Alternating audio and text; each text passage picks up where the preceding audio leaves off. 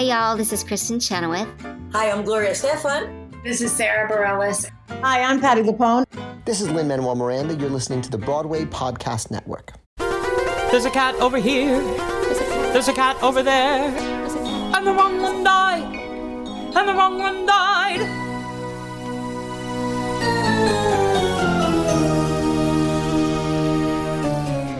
Welcome to The Wrong Cat Died, the podcast breakdown of the catastrophe. I'm your host, Mike Abrams, and today we have another amazing guest. This one's going to be a little different because she is currently in the rehearsal process to join the Royal Caribbean Cruise Oasis of the Sea, cast as Grizabella, and she will be on the boat by the time this episode comes out. So welcome, Yardén Barr, and thank you for joining me. Thanks for having me. I am excited because you are mid-rehearsal, which means that you're going to get to tell us exactly what you're learning about Grizabella and the story and everything in real time, which is very different than normally I have everyone who's finished their run or has done it years ago. But before we get to that, I want to start with the beginning, which is your cat's history. So when was the first time you saw it? When were you first exposed to the musical or the movie or the VHS? I was first exposed, I think I was in 6th grade, 11 or 12. In my first ever theater class, we had a whole Andrew Lloyd Webber unit where we listened to all of Phantom and analyzed that. And then we watched the Cats original tape. I don't know if it was a tape, but that version. And I remember not necessarily understanding the nuance of everything that was going on, but I appreciated it for what it was. Yeah. 6th grade is a tough year to watch it because it's like you kind of get what's going on, but you don't get what's going on. And it's very, very, very sexual and over the top. And I've kind of always thought like the young kids, it's not a big deal. And the adults, it's not a big deal. But there's a confusing period where if you watch it, it is going to be a moment where it's like, wow, hold on. I kind of get what's going on here, but I don't. So you were right in that period of time for your first viewing of a VHS where you're also probably watching Phantom and the trains and all kinds of other stuff that he put together over his career. Yeah, but I will say I don't think I got it. And I don't think I understood, at least I don't remember understanding the sexual innuendos at that time. I don't know if our teacher kind of skimmed over that maybe a little bit more, but I don't remember it clicking in my head, at least. Yeah, I hope your teacher did, because 12 is that's a tough time to kind of explain what the ball is to a bunch of 12 and 13-year-olds or 6th graders. But that is, you get to kind of experience the VHS and all of his dance and music and part of the theater, which, he's a legend in this industry. So it's got to be a section of class. Yes. I also did, in 2017, I think, I did see the revival on Broadway. Okay, so tell me about that experience, getting to come to New York and see a different version of what you watch, because it's two different choreographers.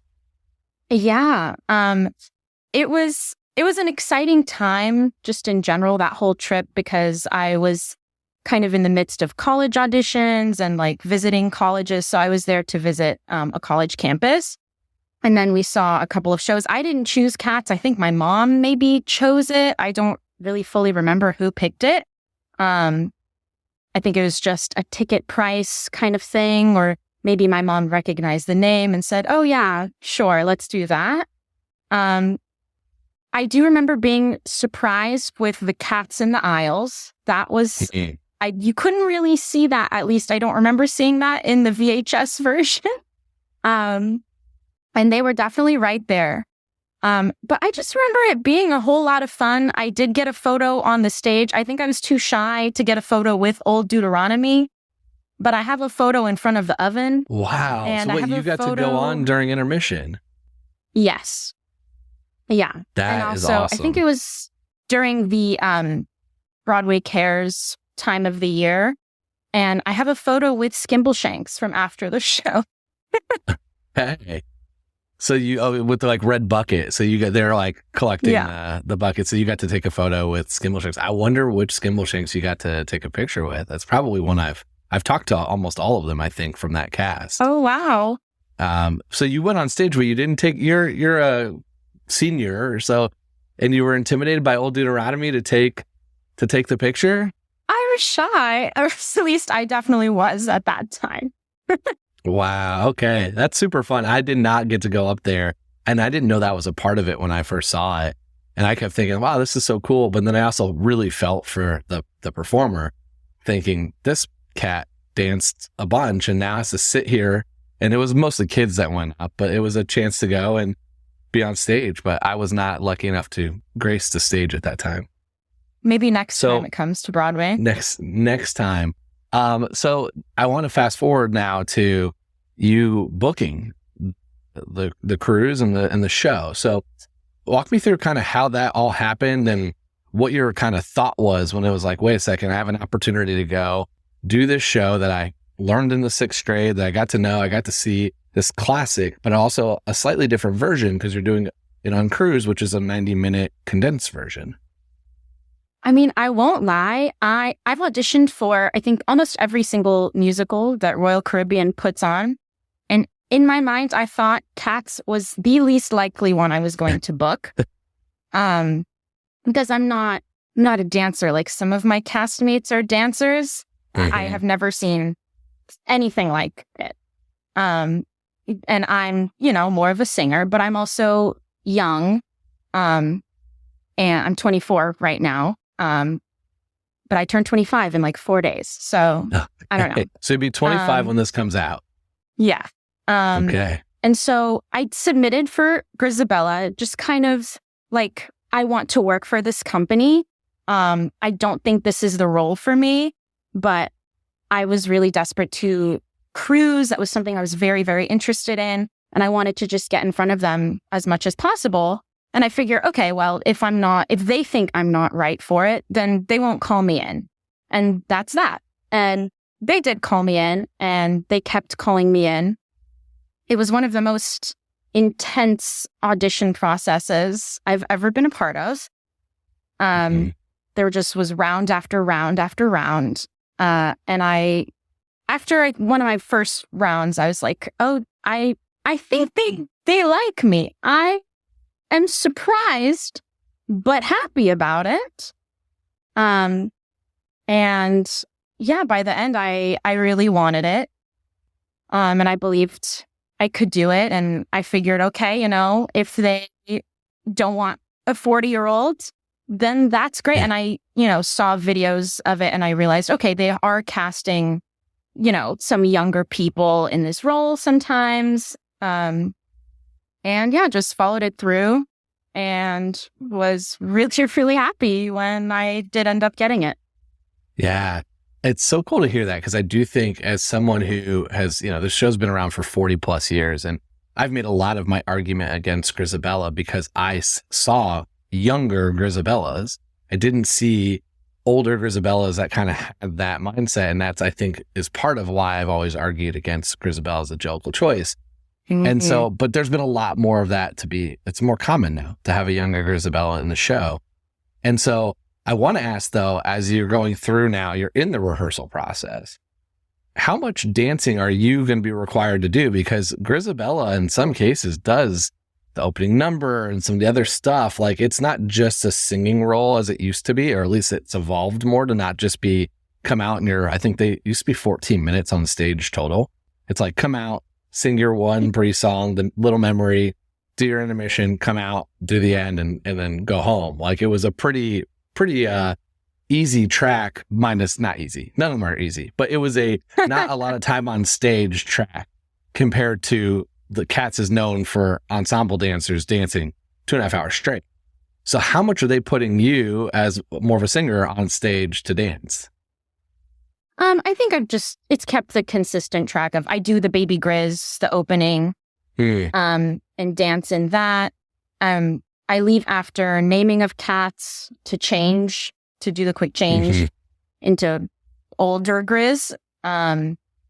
There's like a little dancey movement moment in Grizabella, the Glamour Cat song, and a little bit of dancing off to the side in the ball where she just wants to be part of it so badly. But yeah, I think it's standard. And I am a strong mover, I would say, or a mediocre dancer, depending I straddle that line, I could say. Yeah, I love it. You're the mover, not a dancer. Is always fun. Where it's like you have to be good enough, like as a dancer to do that. Like this isn't like I couldn't do it. I'm not even a mover, and so there's that like line of where you still have to have the ability, even though you're more of a singer than a dancer. We're going to take a quick break, and then we'll be back for more of The Wrong Cat Died.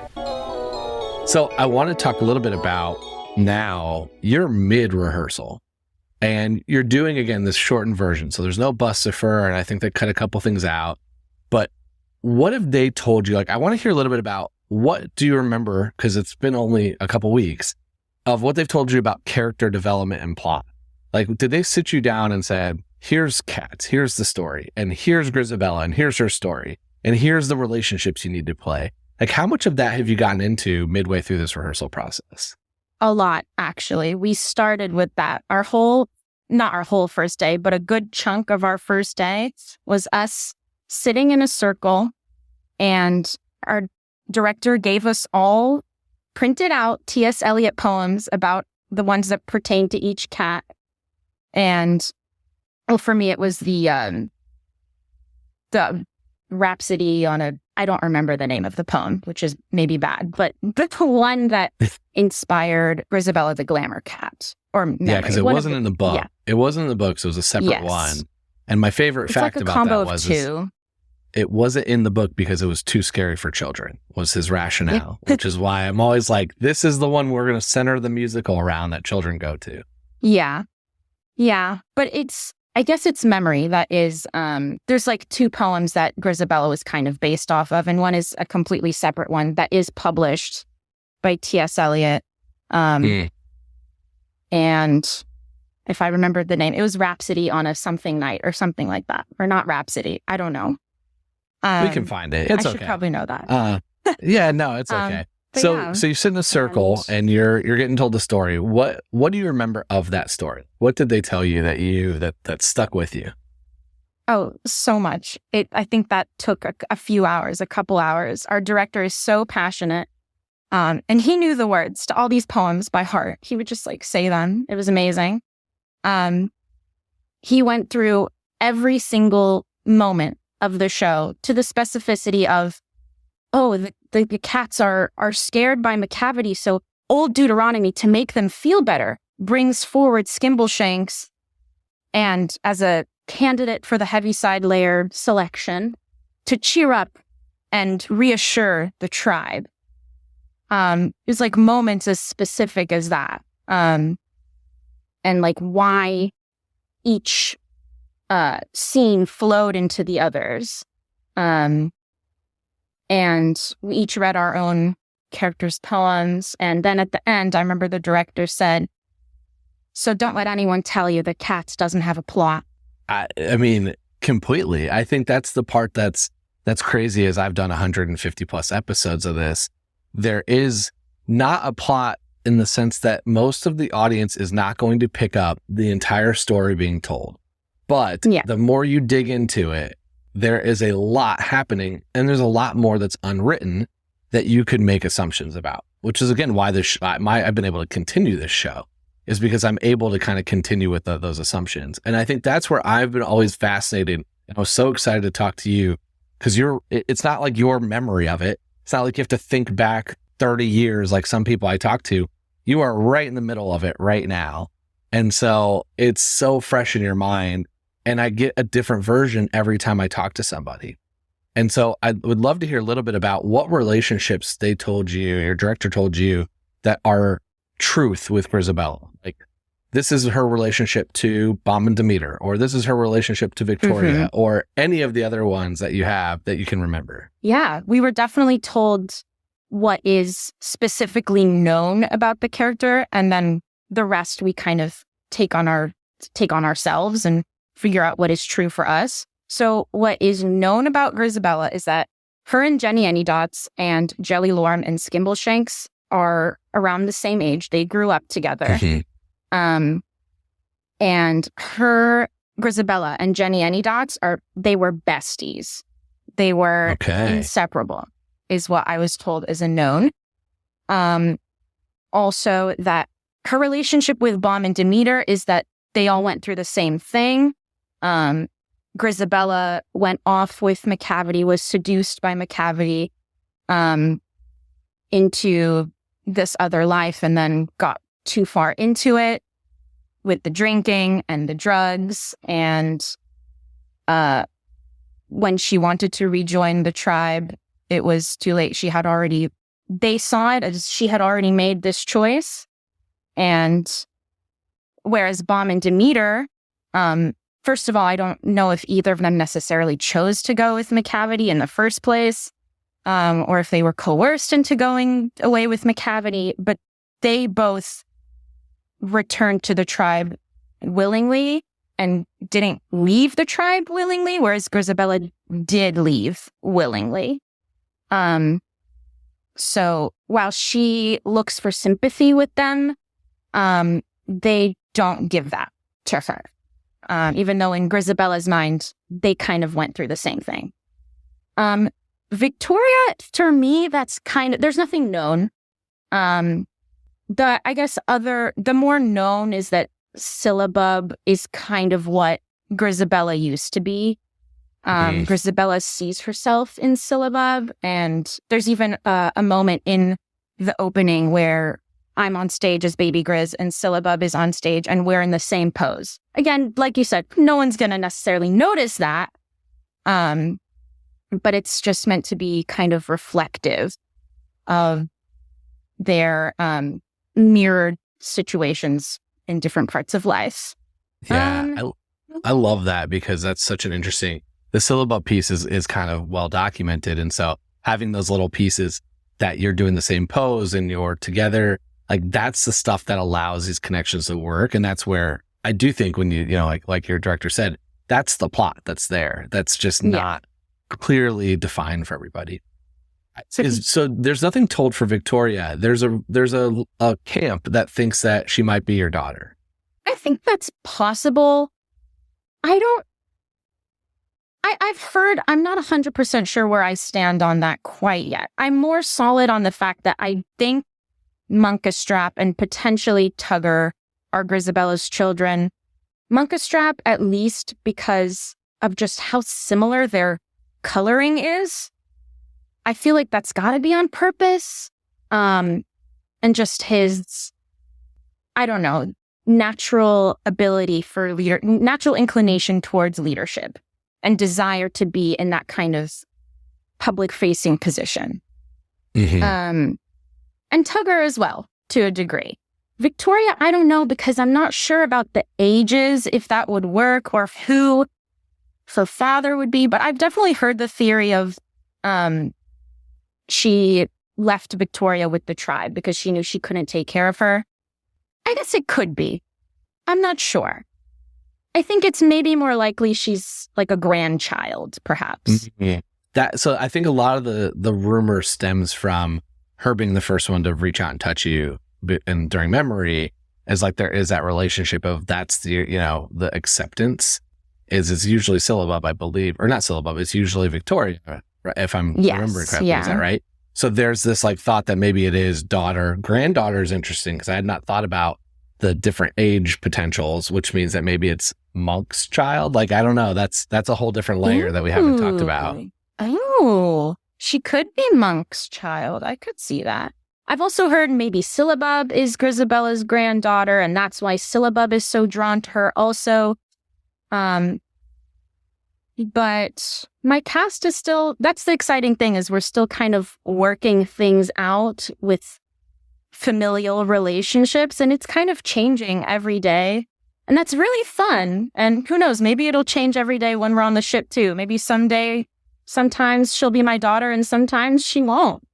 I think that's the best part about this show, and probably as a performer, it's got to be one of the most exciting and interesting things, is you can do some of those things and the audience might not know, or a few people will catch on, but it doesn't materially change the show and the plot. And that I think is really cool because it gives you this opportunity to do a slightly different thing every night versus, I guess it's not 8 shows a week. I think you do 3, 4. But it gives you that ability to flex and have some like nuances and try something different without like your choreographers and directors getting mad at you for completely changing the show. So it is, I actually went to the last tour and I gave them different things to try that night. And I was like, all right, could you be a boy band? Could you do this? Could you have relationships here? Could you be attracted to this one? And they said it was a blast because it took the mundane monotony out of having like the same show and the same show. I mean, they're doing it hundreds of times and freshening it just a little bit. So I can give you some ideas if you need them, but you haven't even done the full first one yet before needing these extra ones. Yeah, I love stuff like that though. Just throwing some new things in there. You can find some really, I don't know, some new nuggets every time if you kind of try to think of different things. I will say, I think that a couple of castmates and I have thought of a familial relationship for Grizabella that I haven't heard theorized before, or maybe they did and they passed that, but I haven't heard it before. And that is potentially Grizabella maybe is, I don't know if age-wise this works, but maybe she's Gus's daughter. And when she left, that's when Jellylorem started taking care of him. And that's where Grizabella got her desire to be a star from. I don't know. Depends on ages, but also I think cats can have kittens at like 1 year old. So who knows? I've tried to figure out the family tree and have failed miserably. And I know other people I've had people email me their attempts and it's just really hard. And I think that's the point because they're cats. But I've not heard that. I'm trying to think back if I've heard Grizz being Gus's daughter. It does line up with that's why she wanted to be a star. It also does explain Jelly's hatred towards Grizabella. Yeah. I had always had a different theory, which I know I made up. So I know it didn't come from any lore or any like real thing. And it wouldn't work on your cast because you don't have a Bustifer. But I knew that Bustifer and Grizabella were friends growing up. That is supposed to be a fact. And so were Grizz and Jellylorem, although this would make them maybe sisters, potentially, or some relationship. And I kind of thought that maybe Bustifer paid McCavity to be part of the crime gang, and that love triangle got messy between Jelly, Grizz, and Bustifer. So that was how I always thought that's where that hate came from, is it was a love triangle that got really messy and got really bad when she left. And so, and I know that I made that up. There's no like documentation on that. No one's ever said that besides me on this podcast. But I do like the theory that Gus and Grizz, so Grizz is Gus's daughter, and when she left to be a star, to follow in her dad's footsteps, Jelly has to take over, and that's why Jelly's mad that she has to take care of, their pops when Grizabella was doing it or helping. Yeah. A lot of resentment there. That is a fun one. That would ruin a lot of people's theory that Gus should be the Jellicle choice because he might not want to go over his daughter. Oh. I never thought about that, actually. I never thought about that aspect. I always just kind of thought, well, I guess we'll probably talk about it closer to the end, but I think Gus is tired. But I don't know. And that, again, also works because if he's tired because his daughter left to go do, had a troubled past after trying to follow him, it's like he was successful. He had all this, career and life in the spotlight. Daughter tries to do it and kind of fails and has a really bad life leading up to it. He's probably tired trying to bring her back over and over and over again. This brings a whole new dimension to this that I had not thought of. It's fun to think of new ways that somehow end up working. All the theories somehow make sense, not necessarily together, but somehow you can make them all make sense. That's exactly right. Some of them contradict each other, but there's so many ways you can do it. And that's the point, is because there's not a book. There's not a written down Jelly and Grizz are sisters, or that there's this or that. It's just a little bit of the lore of this director told this person, or these two people were roommates on the ship, and so they became friends, really good friends. And that's why they look like they're really good friends on stage, but their characters shouldn't be friends. And that's how I think a lot of this takes shape, is because of seeing those different relationships. Because at the end of the day, you all are humans acting, performing, as cats doing something that's been around for 45 years or so at this point. Yeah. It's an experience unlike any other, I will say. Yeah. So even so what far. Exactly. What are you most excited for going on the boat and getting ready to start doing the show on a cruise ship? Oh, I'm just excited to get to... It's so fun that, first of all, my cast is so wonderful and lovely and kind and amazingly talented.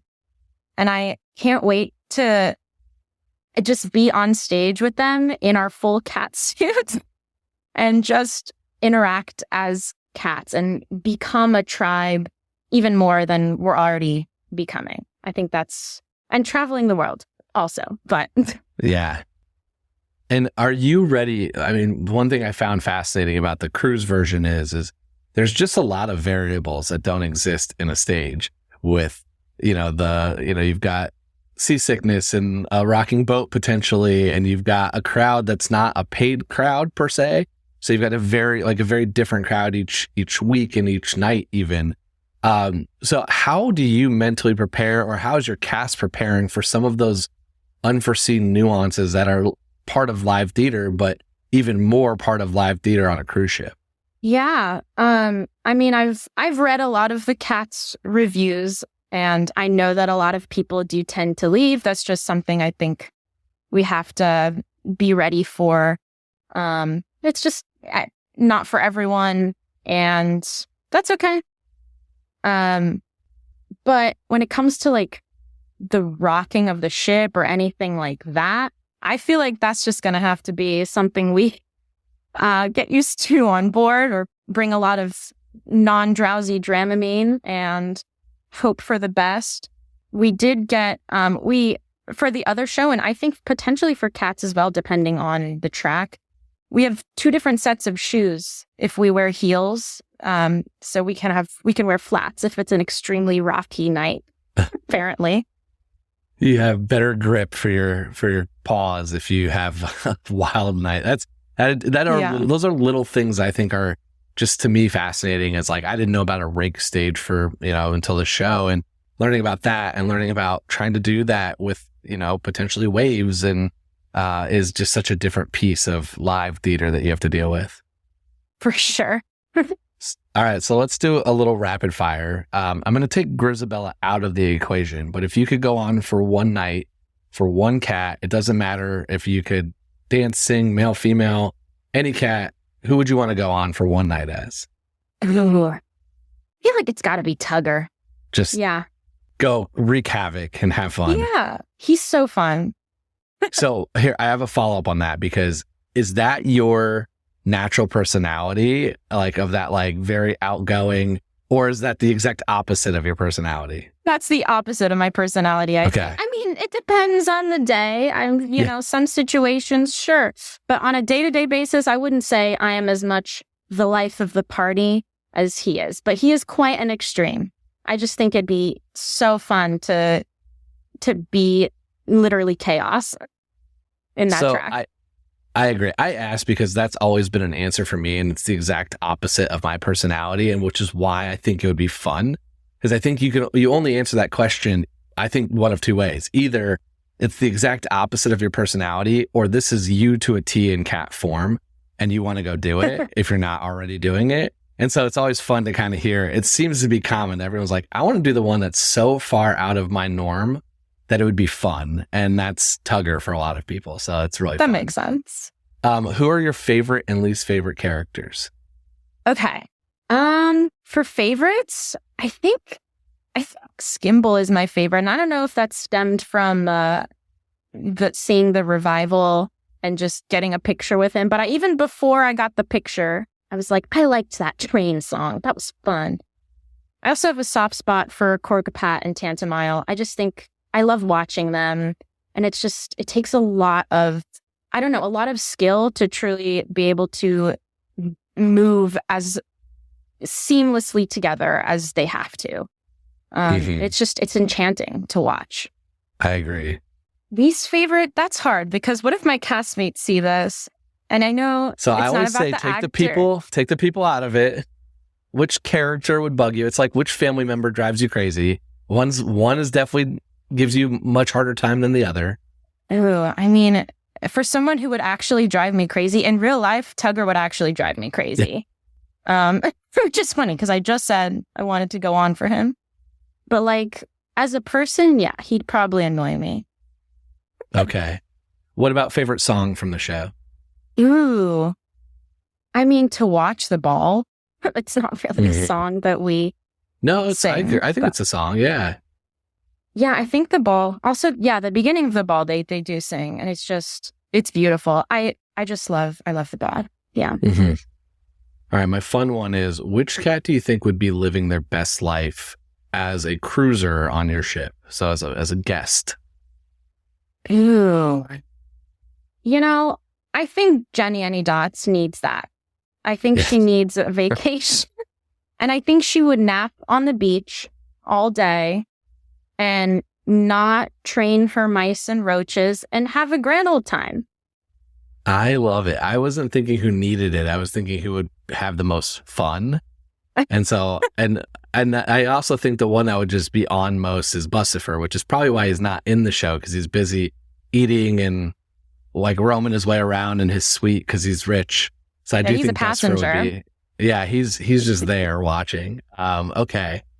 All right. Here's the $1 million question. It's always fun to ask a Grizabella, especially somebody who is in the process of being told all the reasons why you are the Jellicle choice. I want to know, do you think Grizabella should be the Jellicle choice? And if so, why? And if not, who would you pick as your Jellicle choice? I do think Grizabella should be the Jellicle choice. I do feel like I am paid to say that, though. Yeah.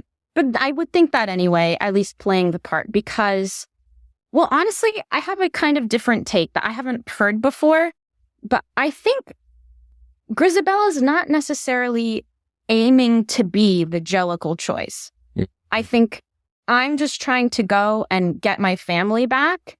And this is the one night that they're all together. This is my chance to redeem myself. I don't think I necessarily enter with the thought of I'm going to like snag that Jellicle choice. I'm going to be reborn.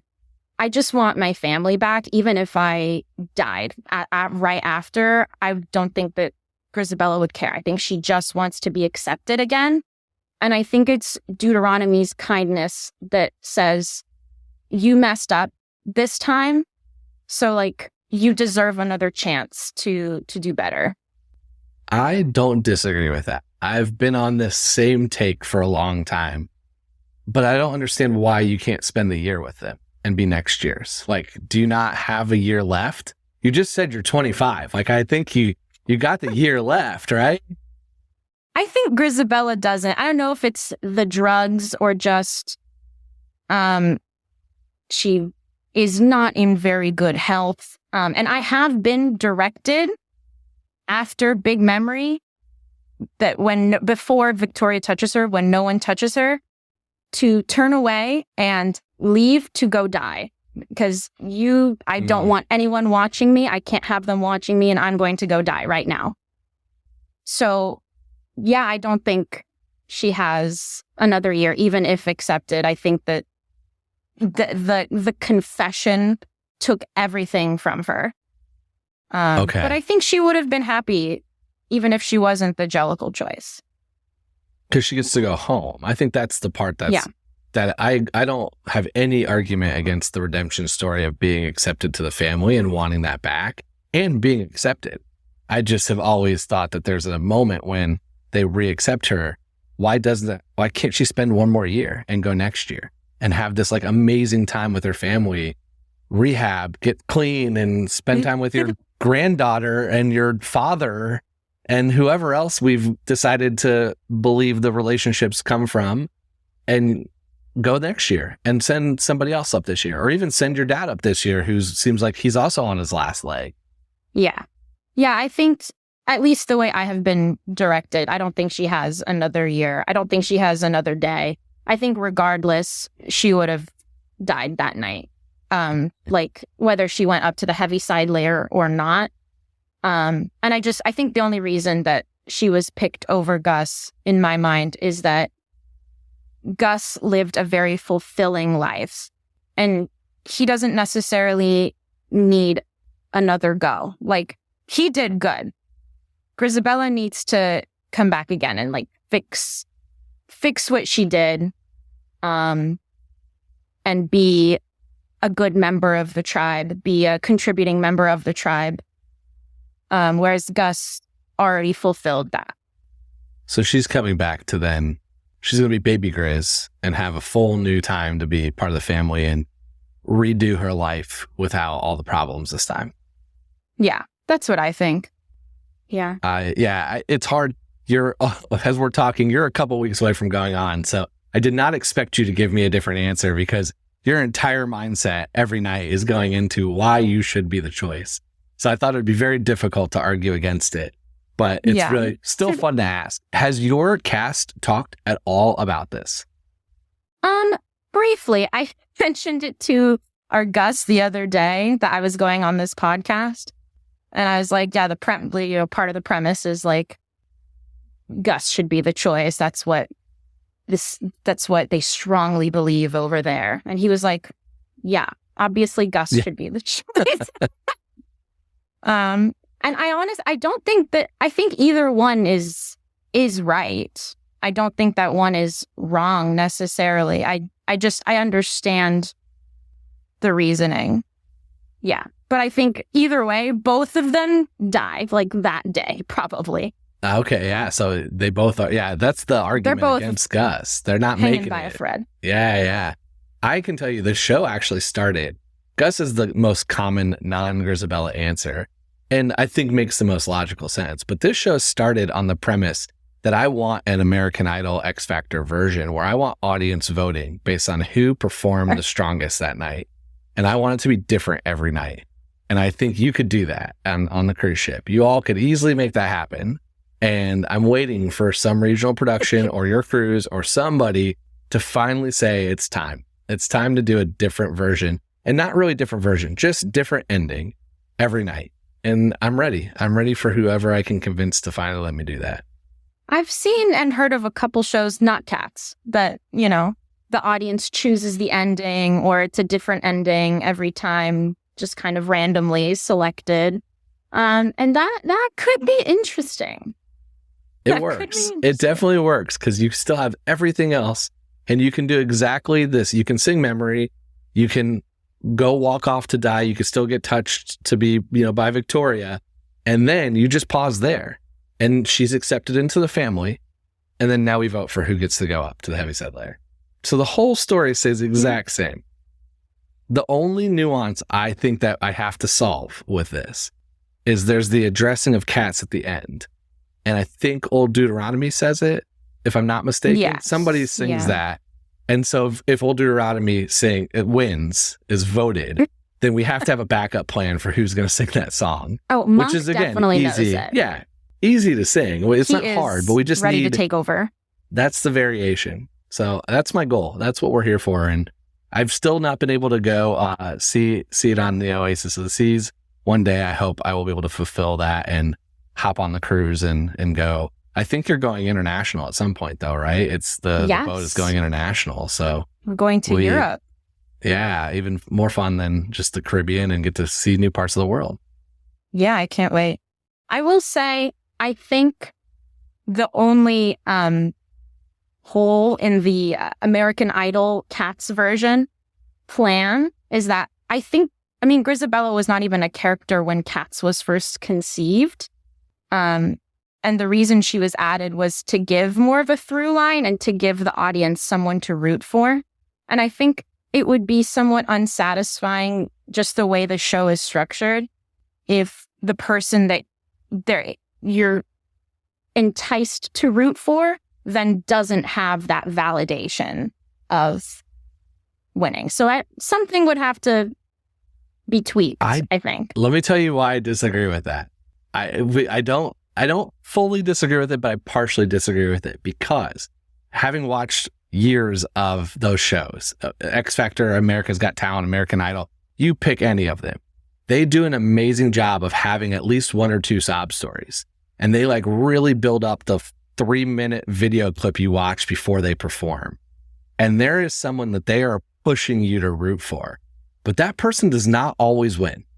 And so I think that that is part of the essence of that show, is that you have, because you could do the same thing for a lot of the other ones. You could put the most amazing video packages of Jenny Anydots and what she's gone through as a mom, working and sleeping and teaching all these kids and the underprivileged cockroaches and mice and whatever. You could make the 3-minute cut video package that would be incredible and make her the choice. And you would be able to do that for half of the cats. Imagine Gus's, this guy who hasn't had it. So I think you still have that, like the premise of that show does also really lead to that last person being usually the most heartfelt story and what they believe is probably one of the most show-stopping numbers, which would be memory. So I think it works still with that show premise, just the way that show is naturally built because of the way they cut those little mini packages in between. Could be. When it happens, if it happens, I will happily go see it and support it. I think it'd be fun for sure. I'd be curious to see how you can be our Grizabella. I'm honored. You just be ready. You might not go up every night. You might have to sing the addressing of cats and go hang out and walk off stage because somebody else goes up that night because they invited their entire family. I'm sure by the end of this run of cats, I will know the addressing of cats. So I'll be ready. Yeah. Okay. This has been super fun. I will link for anybody that wants to go on the Oasis so that sees how to get to that. But how can people stay in touch with you on social media? I have an Instagram at Yardén Barr, just my name. That's probably the best way. Yeah. Awesome. We'll link it all. Thank you so much. This has been so fun to have you.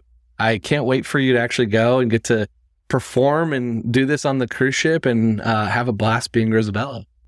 Me too. Can't wait. This has been fun. Well, thank you. And thanks everyone else for listening to this episode of The Wrong Cat Died, the podcast breakdown of the catastrophe. To follow along, you can subscribe on Apple Podcasts, Spotify, or any listens podcast. Follow us on Twitter, Instagram, TikTok, and Threads at The Wrong Cat Died, or check out our website, thewrongcatdied.com.